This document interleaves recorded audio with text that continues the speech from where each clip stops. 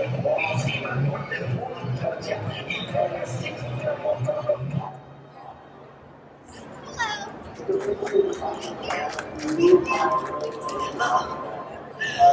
decided to start with that video, which is from the Philippines. I did, yes, dance in prison. That video is the EYN dancing prisoners in the Philippines. And when I told my dad that I was going to be speaking at the Travel and Adventure Show about bravery, he said, "No one I know can travel around the world with a hula hoop. I hope you're going to show them the video from prison." And I guess my dad's proud that I went to prison, but then I left. So, you know, parents. So, I have to use this. Let's see. There we go. So, I'm going to tell you a little bit about me. I'm Niver, and I actually spoke this morning at the Dive and Water Sports Pavilion. One of my favorite things is scuba diving. And I'm going to talk to you about the steps to becoming more brave, because most of my life I have not been very brave. But at the New York Travel Show, the picture you're seeing now, that's me at something called Edge Walk. So Edge Walk is where you lean out, you walk up the side of a skyscraper. So for those of you who had a change today, unfortunately Wendy couldn't be here. So I'm going to speak today about bravery. You can read about me. My talk is again tomorrow afternoon, and this morning and tomorrow I'm speaking about scuba diving. So we hope that she'll get well very quickly, but unfortunately she wasn't able to be here today. So you get me. So this is my fourth travel and adventure show that I'm speaking at this season. This picture that you see here, I was on TV in Los Angeles talking about the travel show on Good Day LA. And I also speak in Los Angeles on KTLA. So you can see in this picture, that's me with my friends in KTLA talking about Ogden in Utah, the Rocky Mountaineer Train in Canada, Philadelphia, Napa Valley, Scottsdale, Palm Springs, and my favorite, I was invited to be part of the television coverage for the Oscars and the Critics' Choice Awards. So here's a little bit from my KTLA friends. And does not look like them. Travel advisor Lisa Niver. And Niver knows best. Globetrotter's years of travel experiences led her to create the adventure-based online community. Cycle travel is it's very personal stories. It's people's experiences in a place. And I thought when you go to the station, they would bring a giant celebration where you get on the train. The train is so beautiful. Do you think it's like you bored? You just like let go, right? Everything else will be taken care of. You don't have to do anything. Nothing. They serve you breakfast, lunch, snacks, beverages, wine, cheese, train, rain, the spiral tunnels. It's an engineering marvel. I got in the X6 and they were telling you, brake when you see the yellow cone and gun it, and the car swerved. And I've never felt that before. And it's like, I think I'm doing terribly. And when I got out of the car and in the next gig, he said, "You're doing amazing." So that's a few adventures I've had, and I'm going to tell you more about the steps I took to becoming brave. Now, I know a lot of speakers tell you to put your phones away, but I'm not going to tell you that. If you want to take a picture of any of my screens, please feel free.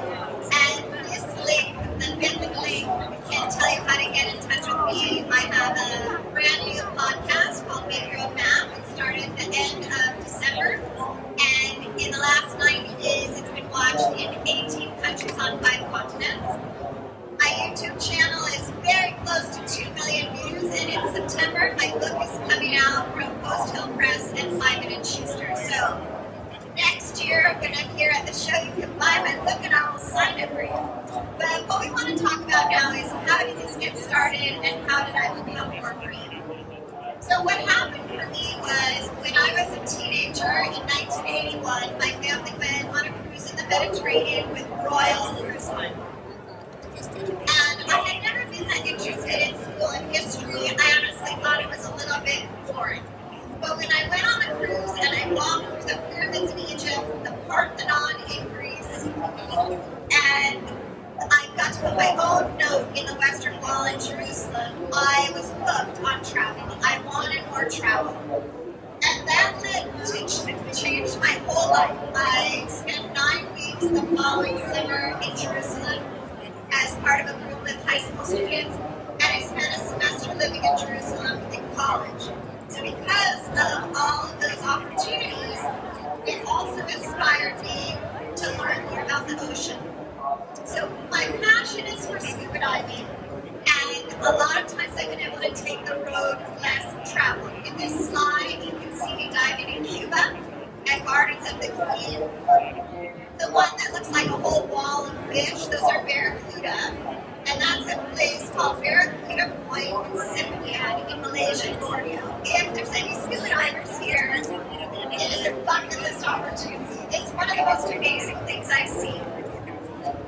And then in the bottom corner, that's me in Puerto Rico. I was filming with Orbits, and we did a web series about Puerto Rico and all the exciting things. So what happened for me is a lot of my life I've been a teacher, and you can see here, this is me teaching. In the top slide, one of my friends brought her pet, it's not a pet, she brought her boa constrictor, whose name is Julius Squeezer.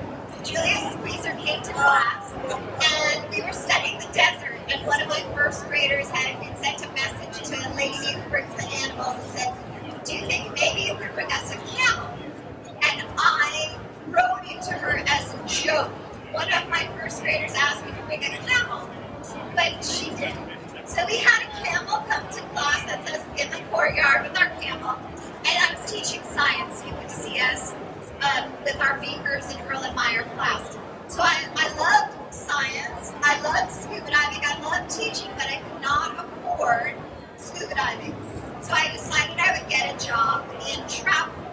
And my first job in travel was, oops, there we go, in the mountains. I'm sorry, I'm too slang.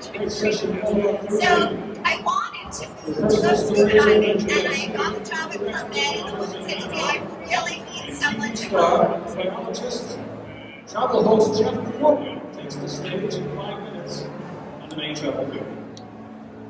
Can't fight with the God mic. So I wanted to scuba dive, and I got a job at Club Med, and the woman said to me, please, can you help me? I need someone to go to the ski village in Colorado. And so my first village for Colorado, I was in Copper Mountain in Colorado, and the pretty one in the picture, that's my sister, and then that's me dressed up as Marge, the nerdy librarian, and that was my character in the dating game. And the funny thing was, I always won. I won the dating game every week. So after Club Med in the mountains, I worked in the Bahamas, and then I made a change that was incredible for me because I lived in a place where every night my house moved. I worked for Princess Cruises and Royal Caribbean for almost 7 years. I worked on 6 different continents, and I had the very best time. I went scuba diving, I went traveling. If you know any young people, I highly recommend it. It's a great job. And after that, I went traveling. I was a backpacker, so I did 2 different long trips. All together, I spent 3 years carrying my backpack. This was a day that my backpacking partner bet me I wasn't strong enough to carry both backpacks. So I am strong enough, but do not take that bet, because then you're carrying both backpacks. That's a sucker's bet. Don't do it. So I've been, over the years, teaching, traveling, scuba diving, and working on my writing. So a few years ago, Business Insider did a story about turning my traveling into a journalism career. But the funny thing about me is I wasn't necessarily so well skilled for all of this traveling, because all my life people thought that I wasn't very athletic because I was so clumsy. And it was a problem for me. I had accidents everywhere. Hiking, walking, swimming, I had near drowning. And my whole life that I thought I was clumsy. But it turns out that there was something wrong with my eyes. And one of the things that I learned is a very important lesson for all of you for traveling is you need to use the F word. Flexible. That's what you were thinking, right? Flexible. That's the word we have to use because not all of us are good at everything, and even traveling takes a lot of different skills, especially right now after 3 years on the COVID coaster. We all need to be a little bit more flexible. So one of the concepts I learned from teaching is about a growth mindset. So fixed mindset, that's another F word. Sometimes we think we cannot do something. But a lot of times we're just keeping our limitations because we're used to them. We can try new things. We can give ourselves permission to do things a different way. Now for me, when I went and fixed my eyes in my 40s, my eye doctor who helped me told me I should take my new skills out on the road. And one of his ideas was that I should play tennis. Now, if you have problems seeing and you don't see with both eyes, you're very bad at sports, tennis included. So I told him no, I wouldn't try, but he said I should try. And eventually, that led me to doing 50 challenges before I turned 50. And in September, I have a book coming out about my 50 challenges that will be out with Post Hill Press and Simon & Schuster. So some of the things and some of the challenges from my book, I went diving in Cuba. I went on a helicopter after being in Monaco at the Formula E race. I had my own private helicopter. I learned to play the oldest Irish sport. It's called hurling. And I practiced, I tried. They said I was good. I wasn't that good, but you know, every step, that's what you have to do. So here's the secret about being more brave. The secret of getting ahead is getting started. The secret of getting started is breaking your complex, overwhelming tasks into small, manageable tasks and then starting on the first one. So that's what Mark Twain said, and that's what I tried to do. So some of my trips, some of my adventures, when I was backpacking, we were in Indonesia, and my backpacking partner wanted to see these beautiful lakes, which is on the island of Flores in the town of Moni in Indonesia. And they said, you can only go on a motorbike. And I said, no, I won't go on a motorbike. I'll walk, I'll go in a car, I'll do anything. And they said, the only way to go is on the motorbike. And I was very, very afraid. So someone told me that I probably wouldn't die. And I was like, well, I don't know if that's good enough. In the end, I thought about it, I felt the fear, I did it anyway, I evaluated the risks, and it was really beautiful. So one of the things for myself of becoming more brave is really talking back, is something really that scary. So while we were in Indonesia, so just to locate you for anyone who's a little bit not sure where we are, you can see India and China in this map, and Australia. Indonesia is the largest archipelago on our planet. A lot of people talk about Bali as if it was the whole place, but Bali is one of the islands. So we left, we were in Simian, where we saw that wall of barracudas, and we traveled overland to a tiny island called Darawal. So tiny that you have to bring all the cash with you that you want to use, because you're going by bus and by boat and by bus. You get on this little tiny island. Then you're on this little tiny island and say, hey, would you like to go to Kakavon? It's an hour further by boat. And we decided we would go. Well, why do you want to go there? Because you can swim with the stingless jellyfish. Now, I wasn't really sure if this was one of those things like from that TV show where they used to pretend that they were going to take you somewhere great, but they opened the door and it was not somewhere great. I was like, are the jellyfish going to actually sting? So we arrived on Kakavon. We walked up a lot of stairs because what happens is the lake, the island came up out of the water. The lake was in the center, was separated from the ocean. The jellyfish have no predators. So these jellyfish don't sting. They've adapted, evolved, changes, whatever one you want to use. When we got there were more jellyfish in the lake than flowers in a bloom of wildflowers. And I decided if I go in the lake, it's either going to be amazing or I'll be dead. Because that's a lot of jellyfish. So we went in the lake, it's like swimming in jelly. they're all around you. You can't wear fins because that's harmful to the jellyfish. So a few months later, we were traveling in Palau. And Palau is famous for the rock islands, incredible scuba diving. There's a place called Blue Water, some of the best diving in the world.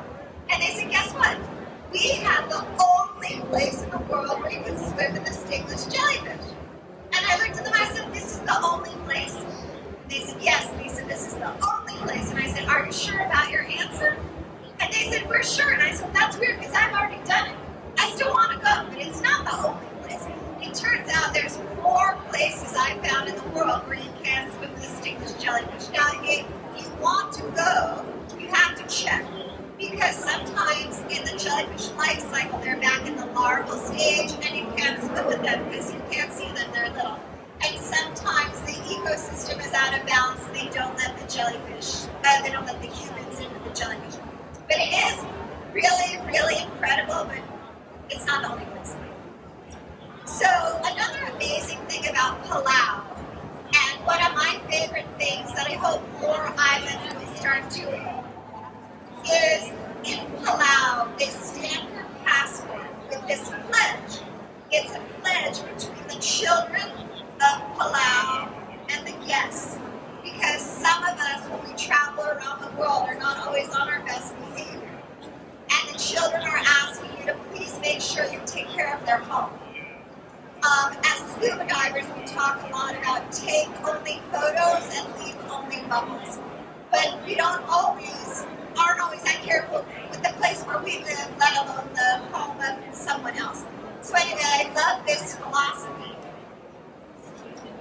And one of the things that I think is really important is how we talk about ourselves and how we know when we're feeling brave or how we can get out there. So if you've never seen these cartoons from Liz and Molly, I highly recommend them. Liz and Molly have 2 different books, and they have all different sorts of commentary on the fact that failure is a building block in our success. And sometimes for me, I know for myself when I was getting divorced, other people I've talked to getting divorced, a lot of us feel like failures, it's the end. When honestly, when you go to the next chapter in a book, you have to close the last chapter. That's just how life works. So I always like to share this because I know during this time of the COVID poster, a lot of people have had pivots or job changes, people have been sick, people have lost their family members, and so it's important to remember we can all start again. So one of the ways that I learned to be more brave is something I learned from scuba diving, which is you can always do better with your buddy. So one of my challenges was that I actually went mountain biking in North Star Lake Tahoe. They had a very, very serious bike accident as a child because, I didn't see so well and I pretty much ran into someone else and then a curve and, it was the 70s, we didn't wear helmets, but I survived. So as an adult, when they invited me to go mountain biking on a ski hill, I thought they were nuts, but my friend offered to go with me and we survived. So I always recommend finding a buddy. This is Marcy and I being buddies, and that was us holding a tricycle. We tried to convince them that we were going to take the tricycles instead of the big girl bikes, but we had to take the real bikes. The other thing that's important, I think, is to remember how you're already brave. And one of the most incredible stories that I've gotten to work on over the years is with the National Ability Center. So in Park City, Utah, they have a program where they work with people with all different kinds of issues. I've skied with a wounded warrior who skis in a wheelchair. For this particular story, which I wrote about for Sierra Club, I skied with a woman named Jennifer who's blind. And I've also skied with a young woman who has spina bifida. And when I met her, she was 14. Now she's probably about 19, 20 years old, and she's on the Paralympic team. She competed. So, one of the things that helps is to have perspective. So I got invited in Park City, Utah, is one of the Olympic bobsled tracks. There's about, I think, 16 around the world, but there's only 2 bobsled tracks in the world that allow civilians, and for good reason. So So I went over, I was invited to go on the bobsled, and I was very scared. I thought, as usual, I thought it was a bad idea. So my Lyft driver was a former military. I had skied with a wounded warrior. I skied with Jennifer, who's blind. And my Lyft driver said to me, really? You skied all day with a lady who's blind, and you won't sit behind a professional bobsled driver? And I was like, well, now that you said it that way, it sounds pretty bad. I'm going to go. So,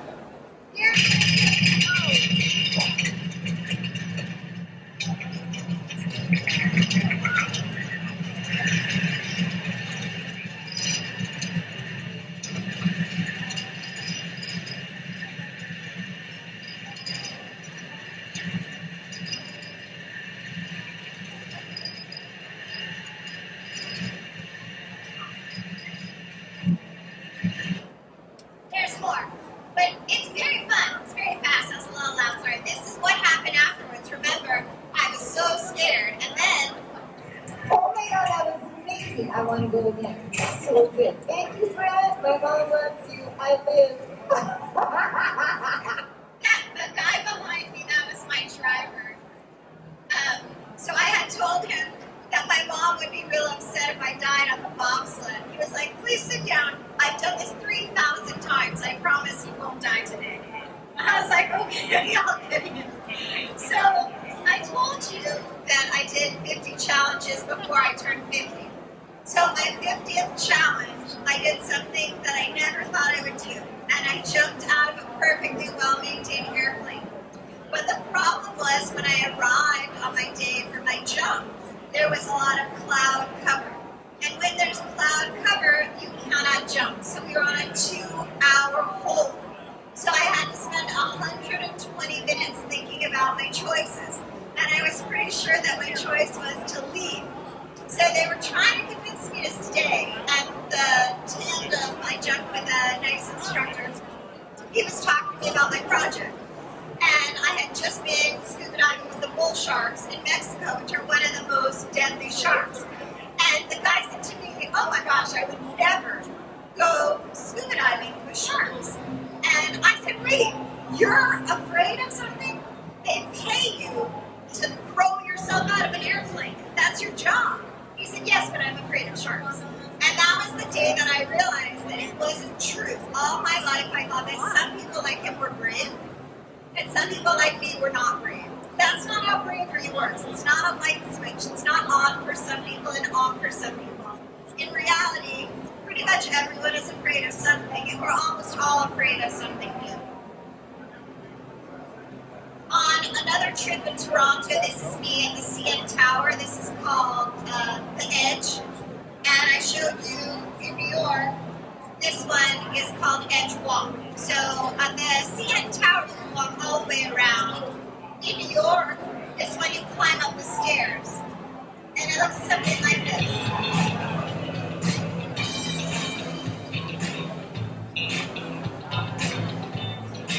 Climb up the stairs. It's really fun.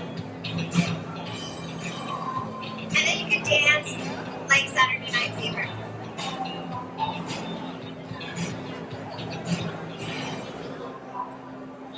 So one of the ways to feel more brave, besides having a buddy and taking small steps, is to find what makes you happy.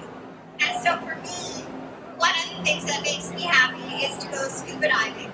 And through trying out different places and going to different locations, I got to stay. This is the only resort in Fiji. For a lot of people, it's a bucket list desire to stay in an overwater bungalow. So one of the things I love about this island of Malolo is that they have brought the Fijian-crested iguana back from the brink of extinction. A small group of people decided to make a difference, and they changed the course of their island. Habitat, the tropical dry forest is the most endangered habitat on our planet, and they are planting a goal of 200 trees a month. So you can come and help plant trees. The Naka Baka Lebu. Thank you for learning about the Fijian-crested iguana.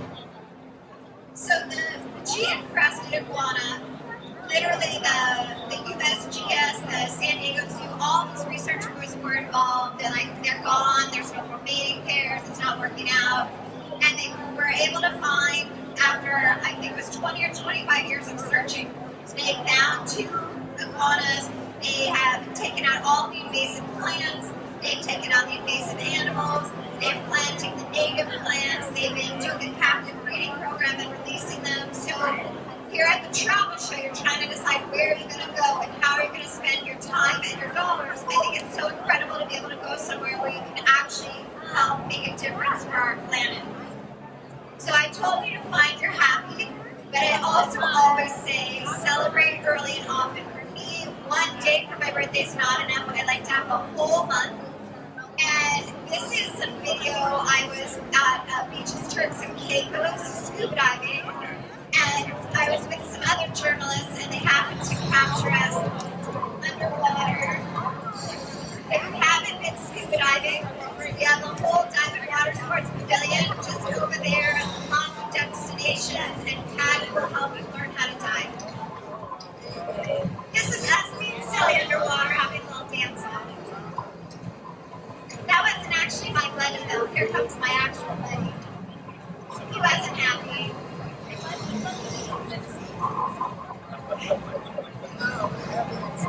And I don't know if you can hear that's me laughing. One of my buddies says it's so amazing. You can still hear me underwater no matter what. So if you are interested in traveling more, I want to give you some of my tips. So people always ask me, how do I decide where to go and how do I make it work out? So a lot of people have heard of Kayak and Skyscan or Expedia. For me, I use Kiwi.com. It definitely has a great way to search internationally. I went last summer to visit some friends in Sardinia and I just could not get the flights to work out. I went on Kiwi and I found the best routing. I flew LAX, London directly to Olbia near your house. So I highly recommend Kiwi. I've used them for years. Another tip that I've given people for a long time is to book flights one way. There was a time, 20, 25 years ago where round trips were cheaper. In fact, round trips were so much cheaper, people used to buy 2 round trips and throw away 1 leg on each trip. It was that much cheaper. But that's not true anymore. And the other issue about booking one way, I told you I had a great flight out to Sardinia. My flight back, there was a change in the airlines. If I had booked a round trip, by the time they messed up my flight, I would have lost the whole thing and I would have been really aggravated. So because I booked them separately, when they made a change to my return flight, it did not impact me. It impacted me, but it didn't impact the flight I liked. The other thing that I do is I don't necessarily, I flew here on Delta because the time worked out from Los Angeles, but if I had a better time to go home on American, I don't necessarily buy both flights from the same carrier. You don't have to be loyal. But what I do recommend is that you be a VIP. So I highly recommend you take the airline credit card offer. An airline credit card offer gives you a lot of miles. There's plenty of people to search for that can tell you the best deal. That's not my thing, but if you use their credit card, they check it back for free. And right now, on one of them, I think United, every time I check in, I can automatically upgrade. So it's worth looking into. I highly recommend that. The other thing I really recommend is that you have travel insurance. Over the last few years of the COVID coaster, you've seen that people get sick. They get sick at home, they get sick away, things get canceled. When I used to work on the cruise line, my third cruise line was Renaissance. And I worked on Renaissance cruises until they went bankrupt. We went bankrupt 8 days after September 11th. When you buy travel insurance, do not buy travel insurance with the people that sold you the trip.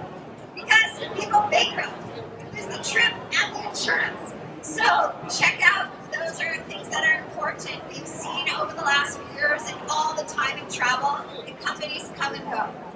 So be prepared. Now, my dad says that I have a PhD, and if you don't ask, you don't get. So I always ask for more. And be kind, be polite. to go to the Solomon Islands, and I was writing about that trip for Smithsonian Magazine. So I was there for the anniversary, the 75th anniversary of the Battle of Guadalcanal, and I was going scuba diving. But I had recently been interviewed on a TV show called The Jet Set, and I asked if I could do some travel shows for them. So here's one of the first travel segments I did, was all about the Solomon Islands.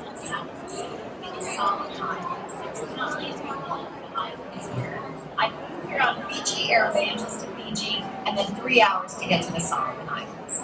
I always wanted to be the airline person. So the chief taught me how to make cloth out of bark, but you have to pound it.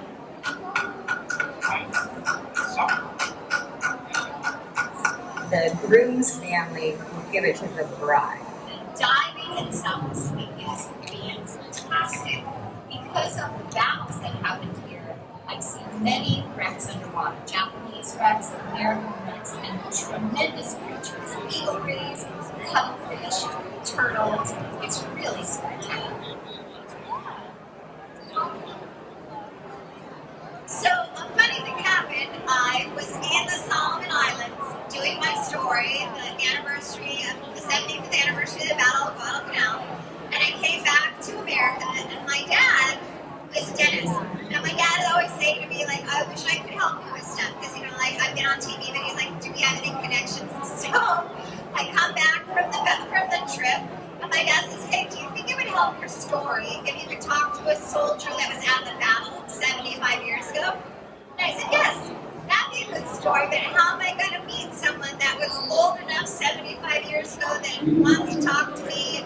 Anyway, so this lovely man, Roy Roush, was a new patient of my dad's, and they had figured out that he would be in my story. So he joined the military on July 4th and was there, went through training, and that's where he was, in the Solomon Islands. He also served in the Korean War. So, and that story actually published with Saturday Evening Post. So again, if you don't ask, you don't get, you don't know what could happen. So again, like I said in the beginning, feel free to take pictures of any of my slides, but here are some of the steps that we can use to feel more brave and go on more trips and get out there. And a lot of these things will be in my book, like I said, it's coming in September. Oh, and I have a couple more slides, and then I have 2 giveaways to get you traveling right away. So, I just wanted to say that what I've noticed traveling around the world is that when we go somewhere new, it really changes our perspective. So this is when I was on an Abercrombie and Ken safari. We were in Tanzania, Kenya. We went to visit a school. And these are the students. They wanted to see the pictures that we took of the animals. And when I was in Mongolia, and this is the care that I stayed in. So we saw that people live such a different way from us. They live in houses that move. They live in round houses. Yes. And one of the things I told you, you saw in the beginning that I took my hula hoop and I was at jail in the Philippines. And here in Kenya, I got permission from the chief of the village. I taught the Maasai warriors how to hula hoop. And they did think that was very strange, but some of them were actually very good. But you can see that we dress differently, we live in different houses, but everywhere I've been around the world, I can tell you that parents all want the same thing for their children. They want them to be happy, they want them to be healthy, and they want them to have their chance at the best life. So these are kids in Samoa, Tonga, Vietnam, Indonesia, and Vanuatu. And I told you I had 2 giveaways. So under 2 of the chairs is one of my cards. Does anybody see? I think there's one over there. Okay, so you have the one with the mermaid. So my friend with the mermaid, you are winning a Patty e-learn. Oops, I didn't change the slide. A Patty course. So if you bring me your email, I will get you the course. And for my friend with the heart, you are winning one of my favorite things. So City Pass is in many, many cities. I've used it in Toronto, Chicago, and here in Dallas. So you're going to win 2 city passes for Dallas to start your adventures right here in your own city. And like I said, please feel free to contact me. I'm on social media everywhere as Lisa Niver. Oh, I didn't change the slide. Now it's City Pass. There we go. I had to. And you can contact me. I'm on all the social media platforms. My podcast is called Make Your Own Map. And my YouTube channel and my website are called We Said Don't Travel. And you can find my book in September. If you have any questions, I'll stay